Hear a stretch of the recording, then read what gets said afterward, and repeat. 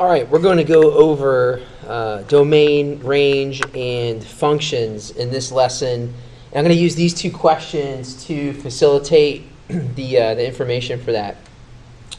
So we've got two different relations, one just being a set of ordered pairs, one being the sketch of a graph.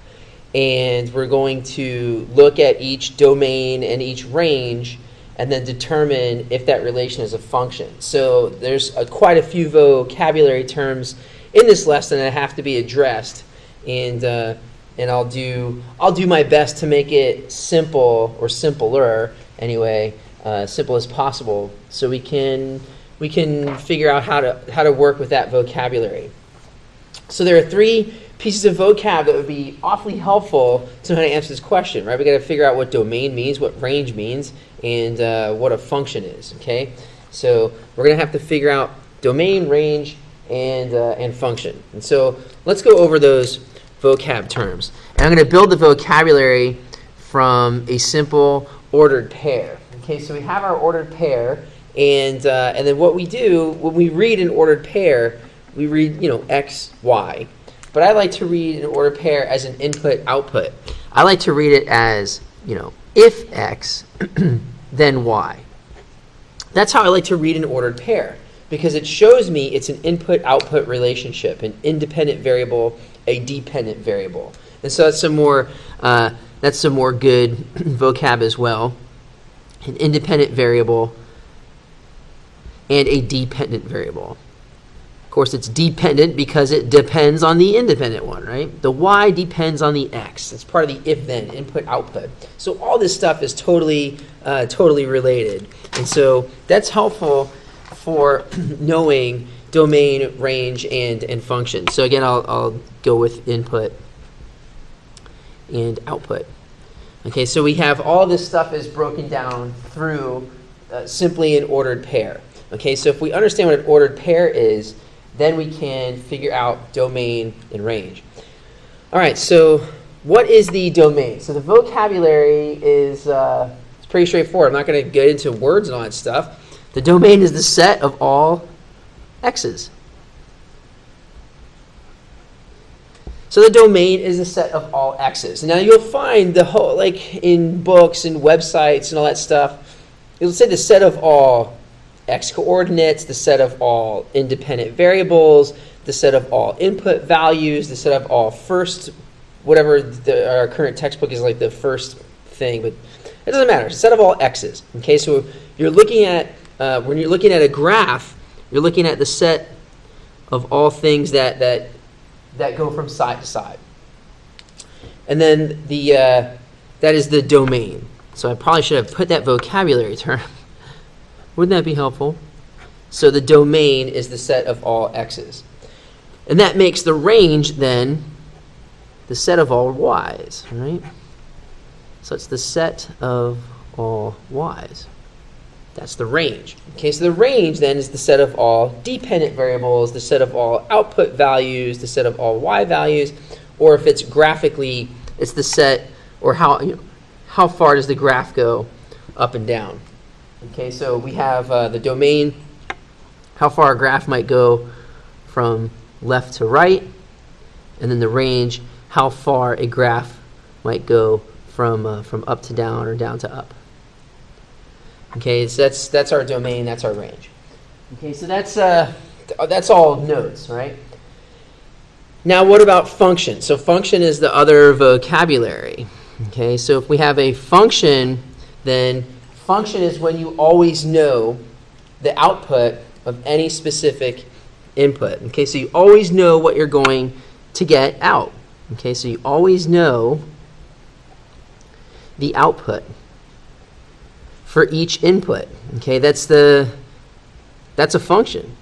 So every time I input a value, I always know what I'm going to get out. And now you see other definitions where you'll see in the textbook it has something to do with, each first coordinate matches with exactly one second coordinate and all that stuff. It's just you always know the output for each input. So I'll give you a couple of examples. We'll do example 1. We'll do example 2. Okay, so example 1, we've got something like this. And then example 2 will have something like this. So we're going to determine a function now. Okay. So in our function example, in example 1, the x value is 1, the y values are 2 and 3. In example 2, the x values are 1 and 2, the y values are 3. Okay, so remember what a function is. A function is when we always know the output for each input. So that means in example 1, we have the input of 1. Okay, and if we say, well, if I input 1 and I get 2, and I input 1 again and I get 3, well, that's 2 different outputs. If I input 1 and I get 2, and I input 1 again, I get 3, that's not a function. That doesn't tell me anything. Okay? So if I input 1, I get 2, and if I input 1 again, I get 3, totally not a function. Okay? That doesn't, I don't always know the output for 1. So that's not a function. And then I'll do a similar thing with example 2. Okay, so my input is 1, and when I input 1, I get back 3. If I input 1, can I get anything else other than 3? No, I will always get 3 if I input 1. Okay, so far so good. For a function anyway. And if I input 2, I also get 3. Okay, if I input 2, can I get anything else other than 3? No, I won't. I'll always get 3 if I input 2. I'll always get 3 if I input 1. That means I know the output for each input. So I know what I'm going to get. This most definitely is a function. So in ordered pair, it's the way it looks. If I input 1, I get 3. And if I input 2, I get 3. And that is a function. Okay, so that is a function. Because I always know my output for my input. Okay, we have to see the difference. Look what's happening for if it is a function. If it is a function, can we have a repeating value in the output? Sure, no big deal. That's okay. Okay, it's okay if we have a repeating function or a repeating value in the output because the function is will I always get. Will I always get the same thing when I input something? The reason why example 1 is not a function, if you look at just the ordered pairs, notice what's repeating. I have repeating x values. That means if I input the same x value, I don't know what I'm going to get. I don't know if I'm going to get 2. I don't know if I'm going to get 3. I don't know. That's not a function. Okay, so that's what a function is. It's really hard to define a function with a one-sentence definition. Now, what does it look like graphically? So if we were to graph these ordered pairs, what would it look like? You know, what is a function? What is not a function? So if we look at example 1, we had the ordered pairs 1, 2, which is here, and then the order pair 1, 3, which is here. That makes a vertical line. And darn it, a vertical line is not a function. Okay, so vertical line is not a function. And now for example 2, similarly, we can graph. Okay, so we can have our coordinate plane here. And then we can graph our ordered pairs 1, 3, which is here, and 2, 3, which is here. And that makes a horizontal line. And okay, horizontal lines, cool, that's a function. Okay, so horizontal lines are functions. So horizontal line, yes, function. Vertical line, no, not a function.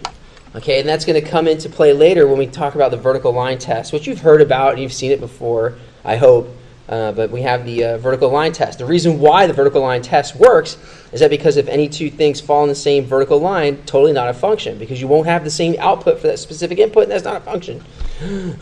So anyway, that's basically the notes. Okay, so all the vocab, all the notes, everything you need is there when we talk about domain, range, and functions.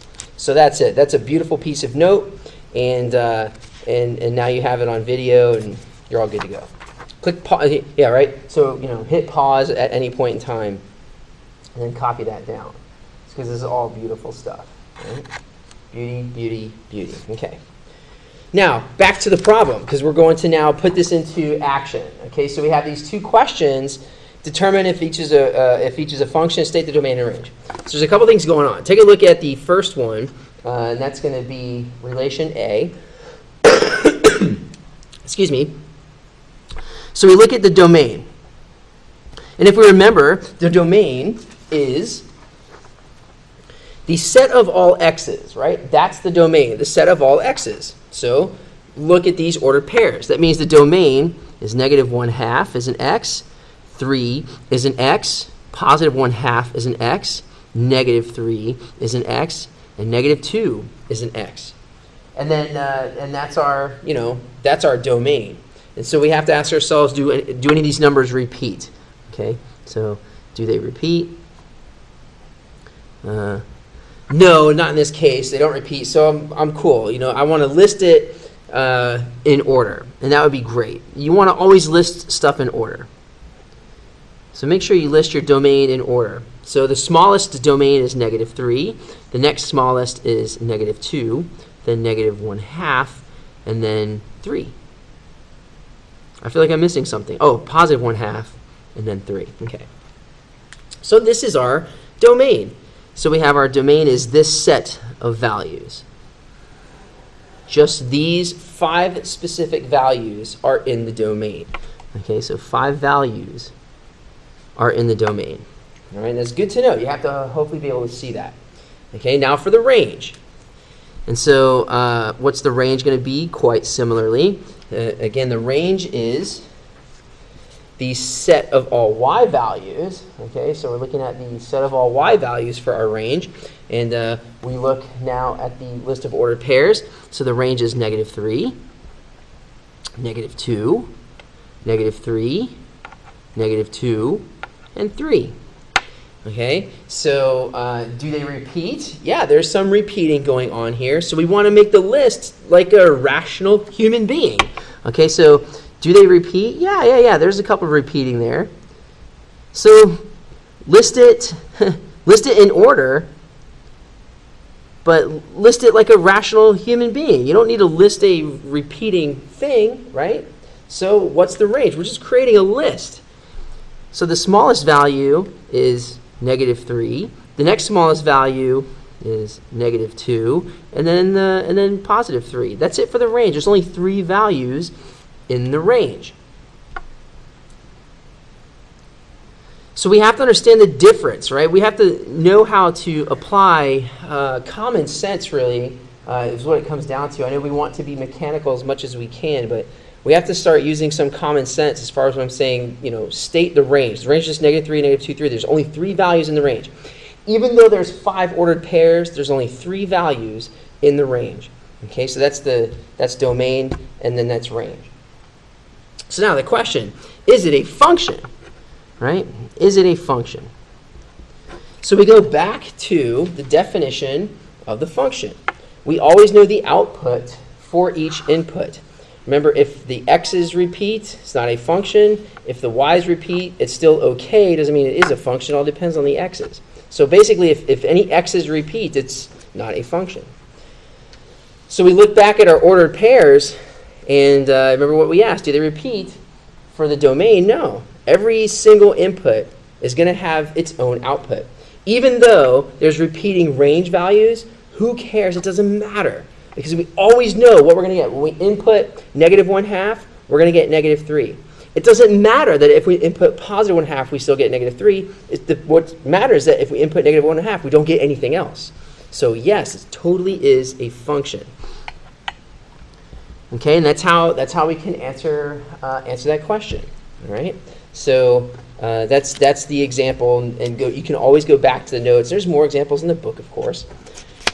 So that's how we work with ordered pairs for that. What about graphs? I'm not giving you anything but a picture. Okay, so what can we do here? State the domain and state the range. Okay, so we got to go back to vocabulary. So we're looking at the domain, and then those awesome notes that we took, right? In the domain, it's the set of all input values. Graphically, it's how far a graph goes from left to right. How far does a graph go all the way to the left? How far does it go to the right? That's the domain. That's the set of all input values. And so we look at this graph. How far to the left does it go? It goes all the way to here. That's how far left it goes. Okay, so it's going from somewhere, and it keeps going to somewhere, right? So it's from somewhere to somewhere. And it's going from here. So it's as far left as it goes. It's not going any further left. That's it. And how far to the left is that? That's -1, -2, -3, -4, -5. It's going from -5. That's as far as left as it's going. It's going from -5, and how far to the right is it going, right? So it's going from left to right. As you can see, the arrow means it keeps on going. Boop, boop. Even though it's going down, it's going to keep going to the right. So it's going to keep going forever and ever and ever and ever and ever. And what do we call that? Infinity, right? So the domain means it's going from -5 to infinity. And what does that mean? That means interval notation. Bum, bum, bum. So we have to remember that now. Oh, darn it. Interval notation. So it's going from -5 to infinity. How do we write that? Well, from -5 to infinity. But do we close it -5? Do we close it infinity? Well, first of all, we can never close an infinity. So that's going to remain my open symbol, my parentheses. Now we look at -5 on the graph. On the graph, that -5 is included. Yes, solid dot. So we do include the -5. And that is our domain. Okay, so the domain is every single. How many values is that? That's an infinite number of values. Infinite values. As opposed to the 5 values that were in problem 1. Now remember, problem 1, domain. The domain was only 5 values. Boom, boom, boom, boom, boom. In problem 2, the domain is an infinite number of values, and so we have to use interval notation. Okay, that's how that works. And so now the range. So now we look at the range, and going back again to the notes we took, the range is the set of all output values, or how far from down to up does a graph go. So that's the range. And so we're going to look graphically, how far up, how far down. And as you can see, this graph doesn't go up, all the way. It stops. It's only going to a certain height. It's not going to go any higher. But if we're going from down to up, how far down does it go? It's going down forever. So it's going to keep on going down. That means, where is it coming from? That's interesting. See if you can remember that while I write it down. Do you remember that? So it's coming from somewhere all the way to somewhere. So from down to up, right? So how far down is it going? It's going forever. What do we call forever down? We call that negative infinity. So forever down is negative infinity. Okay? So we're going from negative infinity. That's forever down. All the way up to, how far up does it go? It only goes up to here. So if it's only going up to here, how high is that? That's 1, 2, 3, 4, 5. Oh, I must like 5s. So it's going up to 5. You can luck your way into that. So it doesn't matter about this point. This point doesn't matter. This is how high it goes. It goes up to 5. So it's going all the way from negative infinity to 5. And now you can see it. So it goes from negative infinity to 5. And what does that mean? That means interval notation. So there we go again. Interval notation. It's from negative infinity all the way to 5. We cannot close an infinity, but does the graph include 5? Yes, it includes 5. So 5 is included. That's my range. So the range all the way from negative infinity to 5. And how many values is that? Again, infinite values. Infinite values. Excuse me. So, again, just the difference between number 1 and this. In number 1, the range only had 3 values. And then in this one, we have infinite values.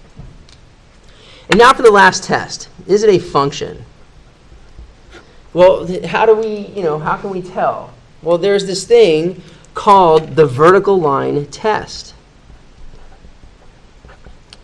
And the vertical line test means, does the graph contain any invisible vertical lines? Okay, so are there any, or not invisible, so are there any vertical lines that are within the graph? Okay, and what I mean by that is these 2 points, again, just like we did before from the notes. If you have any 2 points on the graph that make a vertical line, Totally not a function. So if any 2 points on the graph make a vertical line, not a function. If any 2 points on the graph make a vertical line, not a function. All right, so let's look at that graph. Can we make a vertical line out of any 2 points on the graph? And we look. No. There will never be a vertical line made by any 2 points on that graph. So, no. No 2 points on the graph will make a vertical line. And what does that mean? Yeah, totally legit. It's a function. So that means it is a function. Yes, a function. And that's just how that works. This is how that works, man. This is it's some fun stuff. You're just using vocab. It's good times, like new vocabulary. Can I apply it? Does it make any sense?